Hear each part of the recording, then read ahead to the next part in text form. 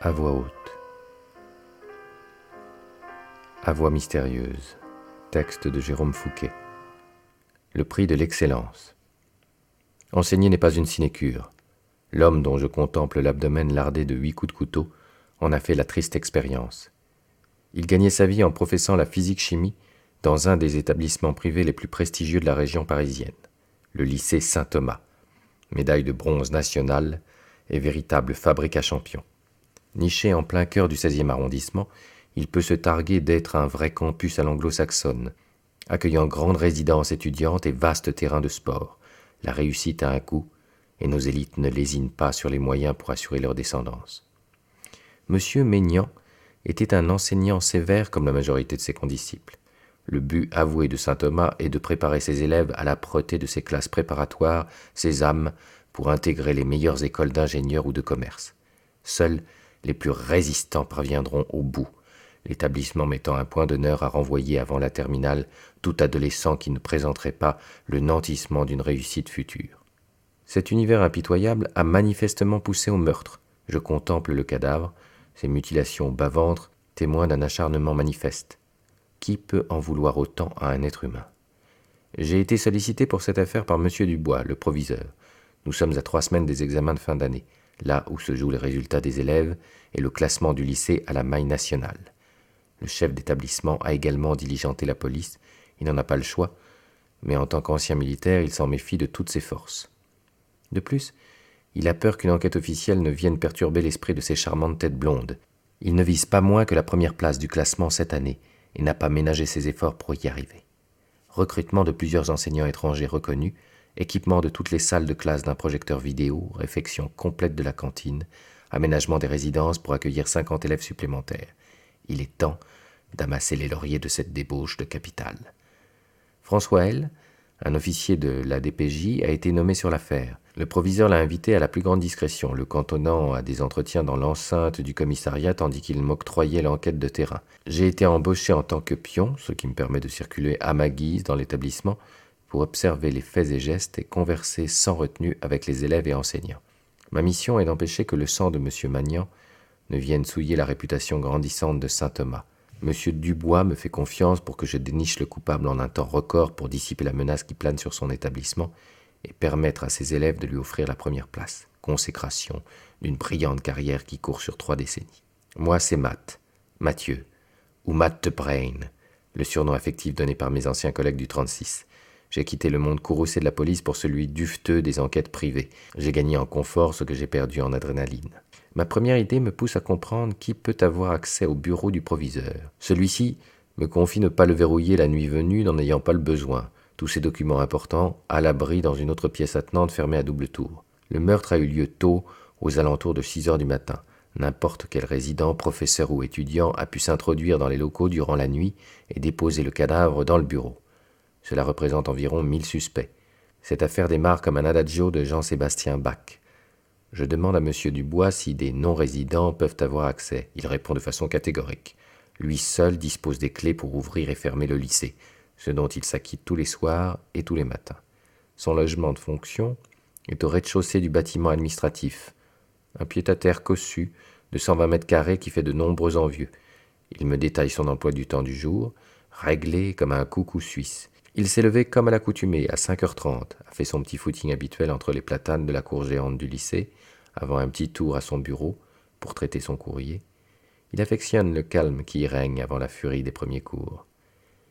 Il m'évoque spontanément une première piste conduisant à un petit groupe d'étudiants baptisé « Casse Prépa », qui sévit depuis quelques mois sur le campus. Tags, dégradation de matériel, menaces dans les boîtes aux lettres du conseil d'administration, leur mécontentement semble assez convaincant.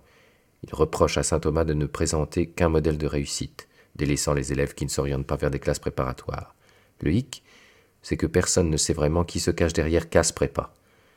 Monsieur Dubois, pourtant ancien colonel, se refuse à installer des caméras pour confondre les fautifs. Ce paradoxe titille mon esprit. Le proviseur profiterait-il indirectement des troubles de ces têtes brûlées ? J'ai l'intention d'appliquer une méthode que j'affectionnais en tant que flic pour avancer sur la piste des fauteurs de troubles. Un stratagème aussi simple qu'efficace. Après quelques palabres avec des ados bavards, j'ai ouï dire qu'une certaine Léa, élève de terminale, était le récipiendaire de tous les potins du lycée, animant un café du commerce, prompt à délier les langues de ses camarades. Si une personne est au courant de quelque chose à Saint-Thomas, c'est sûrement cette grande rousse, plutôt jolie, malgré une morphologie plantureuse et une peau bardée de taches de rousseur. Elle sévit en général à la cafétéria le matin entre les cours ou à la bibliothèque après les leçons de l'après-midi. C'est là que je la retrouve, babillant au milieu d'un groupe de 5 adolescents. Je la sollicite pour un aparté dans une des cabines où on peut consulter silencieusement les ouvrages qui nous intéressent. Tout est fait pour plonger les adolescents dans une ambiance calme et studieuse. Je commence par saisir son sac à dos que je plaque avec autorité sur une petite table en bois. Mon agressivité la surprend. Je lui annonce que j'ai repéré son petit manège et entreprends la fouille de ses affaires. Elle se débat, mais je parviens à la maintenir à distance. Le temps de sortir un petit sachet que je brandis devant ses yeux. Vaincue, elle se laisse choir sur une petite chaise métallique et entreprend le récit larmoyant de sa vie misérable, ponctuée d'un père absent et d'une mère au chômage. Elle a commencé à fumer pour calmer ses insomnies, puis elle a trouvé un moyen de se faire un peu d'argent de poche. Elle me supplie de ne pas ébruiter son trafic de marijuana sous peine de renvoi. Quand je lui demande de me parler des casses prépa, elle fronce les sourcils, puis hausse les épaules dans un geste un peu trop théâtral. Léa est une fille intelligente, et elle a saisi son intérêt de coopérer. Elle me donne le nom de 5 membres du groupe, dont Zach, le leader, un beau gosse de terminale en rébellion contre ses parents et saint Thomas qui l'accuse de liberticide. J'écoute son vibrant pathos, de plus en plus convaincu que cette fille ferait une tragédienne formidable, très crédible en Bérénice étalant son désespoir pour toucher Titus. Elle me saoule de détails émouvants sur son impécunieux camarade, à qui elle accepte de rouler des pétards pour éviter qu'il ne parte en vrille. Selon elle, la fracture s'est opérée chez lui quand ses parents ont divorcé, chacun poussant l'enfant prodige à exceller pour atteindre la meilleure école d'ingénieur possible. Mais Zach n'en a aucune envie. Il souhaite jouer au foot ou faire de la musique. Il est prometteur au saxo. Il s'est aperçu en discutant avec ses camarades qu'il n'était pas le seul à se sentir piégé d'un modèle de réussite. Il a donc créé un petit groupe dans le but d'infléchir la politique du lycée et forcer son directeur à pousser davantage la scolarité des élèves vers les voies alternatives. J'ai l'occasion d'approcher le leader des casseurs de prépa dès le lendemain, lors d'un tournoi d'interclasse de foot organisé par le préfet du lycée, M. Sylvain, un type à la mine juvénile, perdu derrière ses petites lunettes rondes que j'avais pris pour un lycéen. Les installations sportives de Saint-Thomas sont sensationnelles. Au moins 3 terrains de football extérieurs en gomme, avec gradins, buts en métal et lignes blanches impeccablement tracées au sol. Rajoutez 7 gymnases, 2 piscines intérieures et 2 terrains de volley, et vous avez un panorama plus complet. Je me souviens de la pauvre cour de récré de mon école avec son vieux terrain de basket, qui consistait en une planche de bois pourri accrochée à un arbre, un carré dessiné à la craie en son centre. La bourgeoisie a du bon. Monsieur Sylvain m'explique avec un grand sérieux que l'éducation sportive des élèves est un point clé dans leur réussite scolaire, surtout pour les garçons. En clair, plus ils se défoulent le midi, plus ils sont apaisés et prêts à donner le meilleur d'eux-mêmes au DST de l'après-midi. Zach est capitaine de son équipe, la Terminale 4, grande favorite pour la victoire finale. Il faut dire qu'il n'est pas étranger à cette cote, maniant le ballon avec une dextérité impressionnante. C'est un grand blond, mèche de cheveux sur les yeux, taillé comme un athlète, plus vif que la majorité des petits gabarits. C'est un excellent sportif doublé d'un très bon élève, moissonnant chaque année la plupart des distinctions du tableau d'honneur. En sus, son comportement est irréprochable, aucune heure de retenue en 2 ans et demi, des éloges à l'appel dans son carnet, élève exemplaire, adolescent modèle ou encore attitude irréprochable. Qui pourrait le soupçonner de s'adonner à des actes de vandalisme ou à rédiger des mots obscènes à l'attention de ses professeurs? Léa m'a avoué que Zach organisait une petite soirée chez lui avec une vingtaine de camarades le lendemain. Mon nouvel objectif se matérialise, me faire inviter à la fête pour infiltrer les membres du groupe rebelle et traquer l'assassin. Pour cela, rien de tel qu'un peu de ruse. Après avoir complimenté Zach sur son jeu, je lui fais gober que mon frère est recruteur pour l'UFC Rennes, club de l'élite française. Je lui propose d'en parler posément avec lui. J'essaie de me montrer cool, de le traiter comme un adulte, lui proposant une cigarette à la fin du match qu'il accepte de bon cœur. Il me demande mes impressions sur saint Thomas de mon œil neuf. Je déjoue le piège en lui avouant trouver l'éducation trop stricte et le modèle trop étriqué. Le lendemain, je lui propose 2 places pour le prochain match du PSG, prétextant recevoir tout le temps des billets de mon frangin, mais ne pouvant les honorer la plupart du temps. L'adolescent est touché par mon geste. C'est la première fois qu'un personnel de l'établissement lui manifeste autant de sympathie. Je lui propose de l'inviter à dîner le soir même pour peaufiner la stratégie de recrutement auprès de mon frère. Il décline, et dans un élan d'allégresse me propose de venir chez lui, lors de la petite soirée improvisée qu'il organise. Je feins la gêne avant d'accepter. C'est en souriant intérieurement à mes dons de manipulateur que je me dirige vers la salle de repos. Un haussement de voix me fait tiquer. La professeure de mathématiques des terminales, une grande femme élancée, sort vaillamment de la pièce à la minute où j'y pénètre. Elle fonce en direction de la cour apparemment très contrariée. J'interroge du regard l'unique occupant de la salle, un petit homme malingre vêtu d'une chemise blanche popeline et d'un pantalon en tweed, qui sirote tranquillement son café. « Ne vous formalisez pas, Madame Manico n'est pas une femme caractérielle, il lui arrive de s'emporter comme à l'instant, mais elle a toujours une bonne raison, soupire-t-il. Laquelle est-ce ? Je lui demande, happé par la curiosité. Un point de règlement que j'ai enfreint. Elle ne supporte pas qu'on ne respecte pas tout ce que M. Dubois a gravé dans le marbre. Vous êtes le nouveau pion, c'est ça ? Bienvenue à Saint-Thomas. Je suis M. Langlois, professeur de français, et j'y enseigne depuis 22 ans. Je connais assez bien les lieux, alors si vous avez la moindre question. Un autre professeur, plus jeune et plus en chair, pénètre à son tour dans la petite salle et me tend une main moite. Je m'en saisis avec la désagréable impression d'écraser un paquet de guimauves. Monsieur Zinerski se présente en tant que professeur d'histoire des premières et terminales. Bienvenue dans cet établissement de Barjot, Matt. Je ne suis là que depuis 1 an, mais je peux déjà vous dire qu'il se passe des choses pas nettes ici. Les casse prépa, j'ose. Si vous voulez mon avis, ils ont raison de pousser la direction à bouger. Ce lycée est trop sclérosé sur ses principes du siècle passé. Qu'est-ce que tu racontes ? Intervient M. Langlois. La vérité, répond le prof d'histoire, tout ceci finira mal. Est-il au courant du meurtre ? Pourtant la police a emporté le corps de M. Maignan vers 7 heures, la veille, avant que les enseignants n'aient investi les lieux. Le proviseur a communiqué sur une maladie pour protéger ses élèves, mais aussi son personnel enseignant. J'aurais bien aimé comprendre le cynisme de M. Zinerski, mais la sonnerie de mon téléphone m'oblige à m'excuser auprès des 2 enseignants. L'officier de la DPJ est au bout du fil. Je m'exfiltre vers le volumineux platane du fond de la cour. Le résultat de l'autopsie ne m'apporte pas grand-chose. M. Maignan a été poignardé de 8 coups portés à l'estomac et au foie, probablement mort au 3e.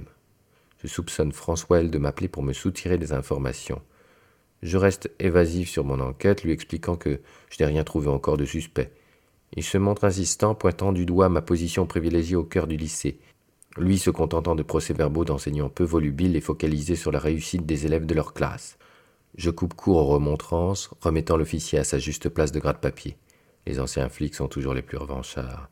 Il me semonce à son tour, me donnant l'occasion de lui raccrocher à la barbe pour mettre fin à la séance de reporting. Après tout, je ne lui dois rien, il n'est pas mon chef.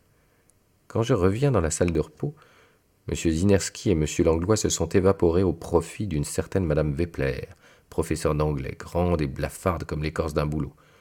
Je n'arrive pas à en tirer grand-chose, si ce n'est quelques considérations d'ordre général sur la littérature anglo-saxonne et la beauté des textes de William Shakespeare, dont elle est en train de relire Roméo et Juliette, sans doute une grande romantique. La fin de journée me permet de recroiser le chemin de Madame Manico. Elle me souhaite la bienvenue. Elle m'apparaît plus sereine et détendue. Je la questionne sur l'incident dont j'ai été témoin. Elle balaie d'un revers de main en m'affirmant que c'est un détail. M. Langlois est un excellent professeur, mais il dépasse parfois le sens commun. Il est aigri de ne pas avoir été augmenté depuis 10 ans alors que c'est un des professeurs les plus capés du lycée. Elle revient sur mon rôle de surveillant primordial à ses yeux pour la bonne marche de l'établissement. La conversation glisse naturellement sur les casse prépa et la nécessité pour saint Thomas de se débarrasser de cette vermine qui gêne tout le monde. Elle me paraît décidée à découvrir quels sont les élèves concernés pour les faire renvoyer du lycée. C'est une belle femme, à la stature fine et au visage empourpré d'impétuosité.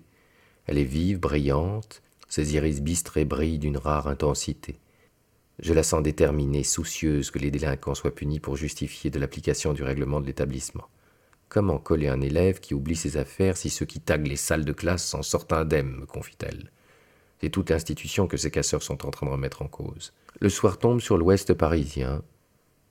Je repense aux jérémiades de Léa sur l'enfance difficile de Zach quand je découvre le perron de sa maison.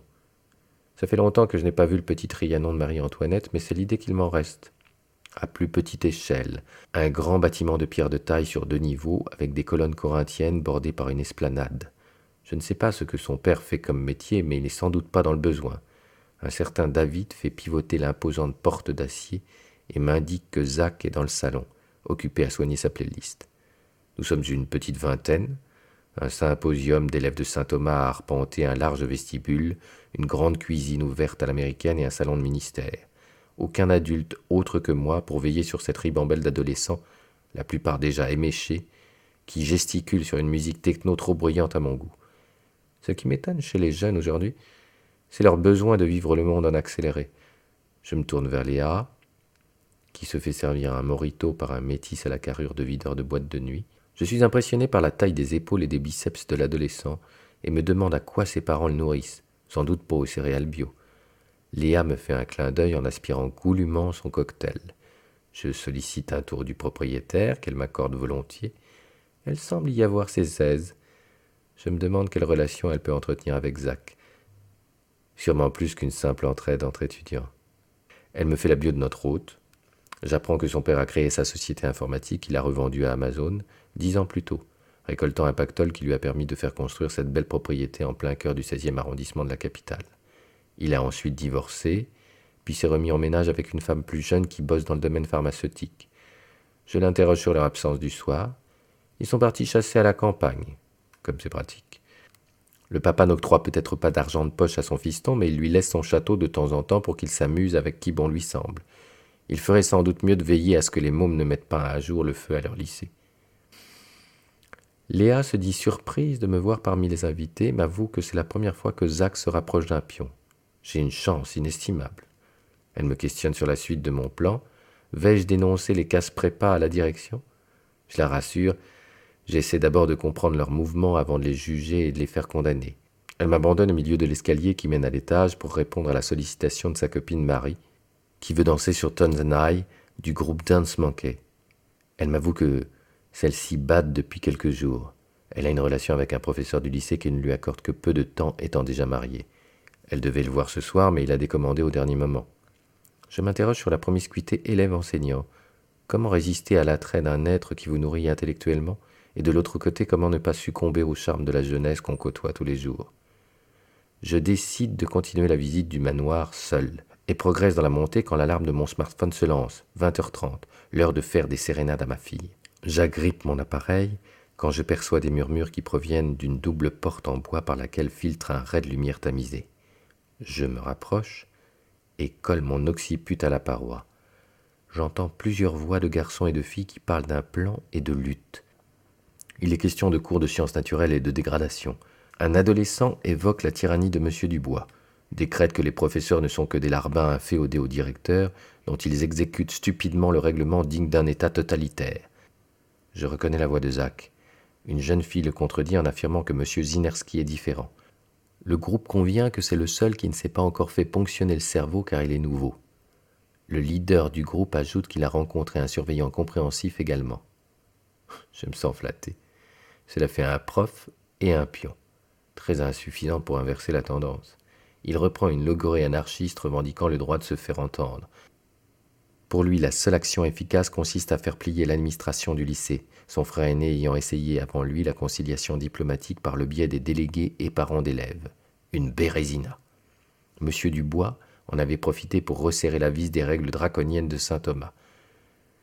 J'aurais aimé en apprendre plus, mais je sens une grande masse se matérialiser derrière moi. Je me retourne et reconnais l'armoire à glace qui servait les alcools en bas. « Alors, on écoute aux portes ?» me lance-t-il. Pas si cool que ça, le pion, apparemment. Moi, c'est Jeff. Je suis un bon pote de Zach. On va voir ce qu'il en pense, hein? Il s'approche de moi et me saisit fermement le poignet, me fait pivoter sur le côté exerçant une pression de plus en plus intense sur mon avant-bras. Je n'ai jamais été de constitution robuste ou athlétique, je ne peux rien faire d'autre que de subir la vindicte de cet opposant lycéen. Je cogite à fond. La première idée qui me vient est un regret. Pourquoi diable n'ai-je pas pris mon taser? Puis je me dis que ma couverture est sur le point de tomber, mes espoirs de résolution d'enquête avec. Je dois vite trouver une parade. Mon agresseur frappe 3 coups à la porte. Mon cerveau se fige. J'essaie de me débattre, mais c'est impossible, il est trop fort pour moi. La seule idée qui me vient en tête alors que j'entends un des comploteurs demander ce qui se passe est de faire diversion en lâchant mon téléphone portable que je tiens encore dans ma main libre. L'écran se fracasse sur les lattes du plancher, ce qui fait sursauter le malabar. Il desserre son étreinte, je réussis à me tourner et à lui écraser mon talon sur le bout du pied. Loin de se laisser faire, il m'expédie un uppercut dans le foie. J'ai les abdos en compote et plie un genou à terre. Il se dirige vers moi, le poing en avant, prêt à me dérouiller. Son visage se tord de haine. J'ai déjà l'impression que ma tête éclate quand il s'élance dans ma direction. Ma vision s'obscurcit. Je crois que c'est dû au choc, mais je comprends que c'est la lumière qui s'est éteinte. Les plombs ont lâché. Quelques secondes me suffisent pour me remettre sur pied. Je tâte la masse colossale devant moi. Il tente de me frapper à l'aveugle sans succès. La lumière revient. Je suis derrière lui. Je parviens à le surprendre grâce à une technique de prise de gorge de Krav Maga que j'ai apprise à l'école de police et qui m'a déjà sauvé la vie. Jeff, pris de vitesse, perd le contrôle et se soumet. Son regard est implorant. Je sais qu'il va obtempérer quand je lui fais signe de se taire. Zach demande ce qui se passe derrière la cloison. Je prends alors ma voix la plus mièvre et demande au groupe si quelqu'un veut des boissons. Une fille me remercie et me dit qu'il leur reste encore assez de munitions. Je redescends l'escalier avec mon nouveau meilleur ami en le menaçant de revenir lui faire sa fête s'il parle à quiconque. Je sens que mon discours a fait son petit effet. Sitôt arrivé au rez-de-chaussée, il baisse la tête et déguerpit à l'autre bout de la maison. Je m'en sors bien, malgré 2 dommages collatéraux. Mon téléphone portable est bon pour la poubelle, fissuré sur toute la hauteur de l'écran et j'ai raté mon rendez-vous téléphonique avec ma fille. Elle saura me le reprocher. Le lendemain a des allures d'apocalypse. Je suis tiré du lit à 6 heures par M. Dubois qui allait au téléphone. Il m'annonce avoir découvert un nouveau macabé d'enseignant dans son bureau. Je rapplique en vitesse et croise François L., qui fait les premières constatations. M. Verneuil, professeur de philosophie, gît au pied du bureau du proviseur. Le corps marqué de pas moins de 11 entailles. Le proviseur nous demande si nous avons des pistes ou si nous pataugeons dans cette affaire comme son enseignant dans son hémoglobine. L'officier de police judiciaire avoue n'en être qu'aux premières hypothèses. Il n'a vu aucun enseignant suspect à ce stade et s'intéresse au groupe de casse-prépa dont il n'a pas identifié les membres. À mon tour, je lui tire mes premières conclusions. Contrairement à mon collègue, j'ai identifié les fauteurs de troubles, mais il est impossible que l'un d'eux soit mêlé à ces tueries. Je leur demande de me donner 2 heures pour démasquer le coupable. Je les laisse à leur perplexité et quitte l'établissement pour me restaurer à la boulangerie d'en face, répondant à une complainte de mon estomac. L'artisan est un mof, spécialisé en viennoiserie. Je profite d'un excellent croissant aux amandes que je trempe dans mon ristretto. D'ici quelques minutes, la police scientifique débarquera pour prendre les empreintes et les photos nécessaires et remballera le corps dans un sac mortuaire pour une autopsie.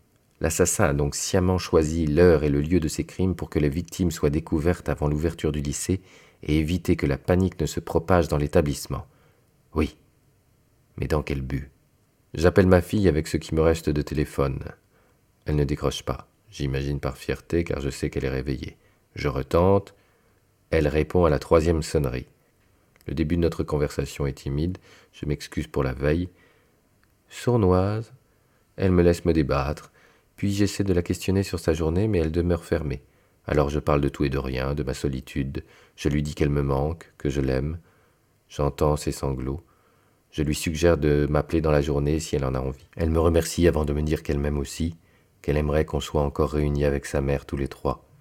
Ce vœu pieux m'arrache une larme. À 8 heures, je télescope M. Zinerski dans le couloir qui mène à sa classe. Il fait partie des enseignants résidents comme Mme Manico, si bien qu'ils sont toujours les premiers le matin à prendre le café en salle de repos. Je le sonde sur ses déclarations de la veille. Il réitère ses avertissements. Pour lui, Saint-Thomas est un établissement dangereux, lisse en surface, bouillonnant à l'intérieur. Les élèves en ont marre, les enseignants ne s'entendent pas. Il ne restera pas là l'an prochain, l'ambiance anxiogène ne lui convenant pas. Pour lui, tout est fait pour que certains adolescents réussissent, même si cela veut dire écraser les autres sur le passage. Ce n'est pas sa conception de l'éducation. Tout le monde a droit à sa chance. J'imagine Serena dans un établissement comme Saint-Thomas. Elle aurait sans doute été broyée et n'aurait jamais initié les brillantes études qu'elle mène aujourd'hui. Je me rends compte que je suis fier de ce qu'elle est devenue. Ce n'était pourtant pas gagné quand elle était petite. Je regagne la cour pour donner le champ sur ma mission de surveillant. J'ai encore 2 personnes à voir pour solutionner cette affaire. Léa m'apporte l'éclaircissement dont j'ai besoin, un point qui trottait dans un coin de sa tête et que j'ai aidé à matérialiser. Puis, je me rends dans le bureau du proviseur. Il est encore sous le choc du 2e meurtre, mais fait l'effort pour sonder sa mémoire et y trouver l'information décisive que je recherche. Je sors alors faire une petite course dans le quartier. Les dernières volutes de brouillard se dissipent enfin, et je reviens demander à M. Dubois de convoquer M. Zinerski, Mme Manicot et M. Langlois dans son bureau en sa présence. L'heure du règlement de compte.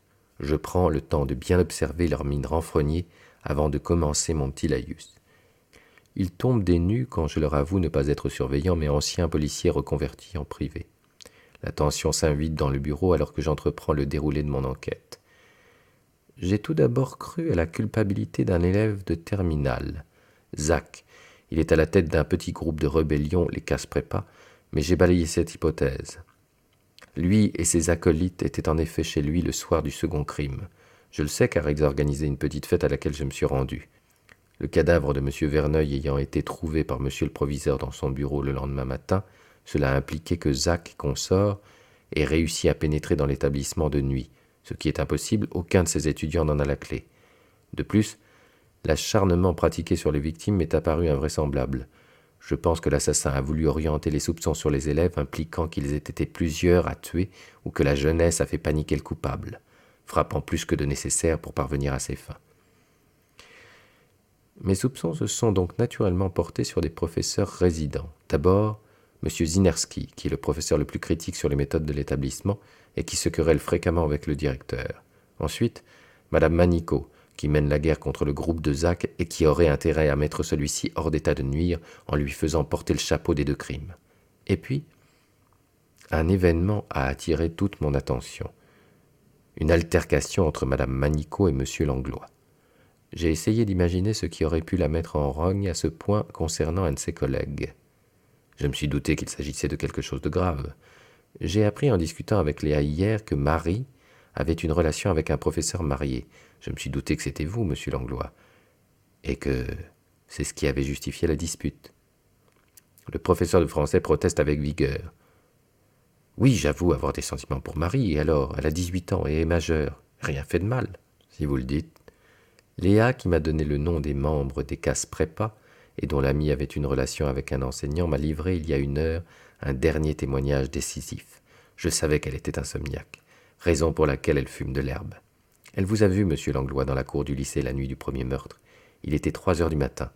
Or, contrairement à monsieur Zinerski et madame Manicot, vous n'êtes pas résident de l'établissement. Que faisiez-vous là donc? Léa pensait que vous veniez voir Marie, et n'y a donc pas prêté plus attention que cela. Mais quand vous avez posé un lapin à son amie hier soir, celle-ci s'est confiée à elle, lui avouant que vous n'aviez pas passé de soirée tous les deux depuis 1 semaine. Mais c'est impossible, dit M. Langlois. Personne d'autre que le proviseur n'a la clé de l'établissement. Je ne pouvais pas m'introduire dans le lycée. Cette jeune fille fabule. Votre enquête est bâclée. Vous n'avez aucune preuve. En effet, vous n'aviez pas accès au lycée. Alors comment avez-vous fait? Je vais vous le dire. Vous avez sollicité un entretien il y a 1 mois avec M. Dubois. Vous lui avez demandé une augmentation de salaire, ce qui vous a été refusé, comme c'est le cas depuis 10 ans maintenant. Mais vous avez réclamé des primes pour heures supplémentaires effectuées 6 mois plus tôt, ce que le proviseur a contesté. Vous lui avez demandé de vérifier sur le fichier central. M. Dubois a donc été obligé de vous abandonner quelques minutes pour imprimer ses documents, laissant la porte de l'arrière-bureau où il garde toutes les données sensibles ouvertes. Vous en avez profité pour subtiliser la clé du lycée que vous saviez cachée dans le 2e tiroir d'une grande commode Louis XV. Vous avez fait un double de cette clé, puis vous avez profité du cocktail donné le surlendemain avec tous les professeurs pour la glisser dans sa poche de manteau. C'est faux, vous n'avez pas de preuve de ce que vous dites. Je vais vous traîner devant la justice pour diffamation. Vous allez me le payer. Malheureusement, vous n'avez pas été assez loin pour faire fabriquer ce double de clé. Et c'est ce qui vous a perdu. Monsieur Sanchez, qui exerce en face du lycée, vous a reconnu quand je lui ai montré votre portrait. J'ai consulté son registre sur lequel un faux nom était mentionné. Monsieur Hugo. Pour un professeur de français, vous auriez pu faire preuve de plus d'imagination. Vous avez fait tuer les 2 enseignants qui menaçaient la réussite de nombreux élèves du lycée, car vous avez depuis votre relation avec Marie pris fait et cause pour les étudiants. Ces assassinats vous ont aussi permis de vous venger du proviseur qui vous humiliait en refusant de vous augmenter depuis de nombreuses années.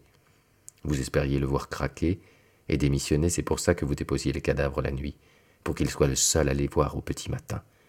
D'ailleurs, chapeau, traîner des corps avec votre gabarit, c'est une prouesse.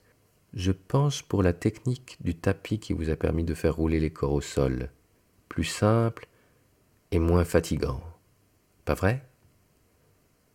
En guise de réponse, M. Langlois se lève d'un bond et se jette dans le couloir. C'est sans compter sur François et sa petite équipe de policiers amassés là pour prévenir toute fuite. Encore une affaire de démêlés. Je me réjouis que mon intuition soit toujours intacte. J'ai fait un petit topo à M. Dubois avant de partir sur la tension qui submerge son établissement, l'encourageant à ouvrir davantage à d'autres parcours étudiants possibles. Il m'affirme avoir compris la leçon et vouloir organiser un grand débat auprès du corps enseignant pour améliorer.